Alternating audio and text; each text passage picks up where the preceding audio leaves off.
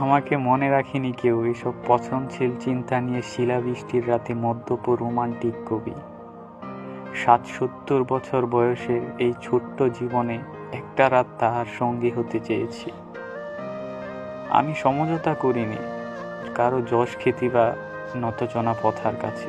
সমঝোতা করিনি আমার পাপের সাথে, যে পাপ আমাকে একদিন সুখী করেছিল। বাস স্টেশনে মরে পড়ে থাকা লাশগুলো বোধহয় চলে যাওয়ার আগে জল খেতে চেয়েছিল, কে জানে। কখনো ভাবিনি জেনারেলের বুটস জুতা আর অ্যাম্বুলেন্সের সাইলেন্ট মিশ্রিত শব্দে ঘুমোতে যাবে কাফন প্রস্তুতকারী।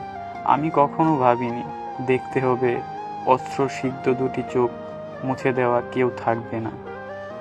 আইসিইউর বেডে চোখ বন্ধ হয়ে এলে বলা হয়নি কখনো এমন একটি কথা, বলার জন্য উদ্ভ্রান্ত হয়ে নিজেকে আবিষ্কার করা অক্সিজেন মাস্কের কারাগারে। লাকড়ির চুলায় আগুন নিভে গেলে যেমন আগুনটাকে ফু দিয়ে বাঁচানোর চেষ্টা করি, বায়ুমণ্ডলে অক্সিজেনের অভাব ছিল না। শ্বাসকষ্টে যাদের হৃৎপিণ্ড থেমে যায়, তারা হয়তো এরকমভাবে ফু দিয়ে দম নিতে চেয়েছিল, কে জানে।